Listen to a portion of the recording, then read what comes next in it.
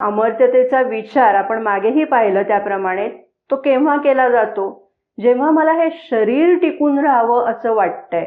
आणि शरीर कशासाठी टिकून राहायला हवं, तर ते माझ्या काहीतरी 4-2 इच्छा असतात, काहीतरी अपेक्षा असतात, आकांक्षा असतात, त्या पूर्ण करण्यासाठी म्हणून हे शरीर टिकलं पाहिजे अशी आपली समजूत असते.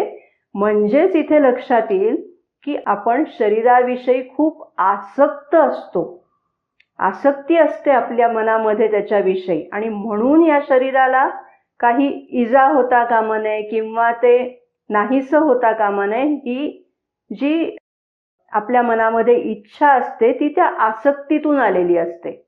पण मदर असं म्हणतात की ही जर आसक्ती तुमच्या मनामध्ये असेल तर अमर्त्यतेकडे वाटचाल कधी सुरूच होणार नाही. तेव्हा शरीराबद्दल आसक्ती नको किंवा त्याचा तिटकारा सुद्धा नको. तर शरीर हे साधन आहे, ईश्वरी कार्यासाठी उपयोगी पडणारं ते साधन आहे. ही भूमिका त्याच्या पाठीमागे आपली असली पाहिजे असा सांगण्याचा अर्थ आहे.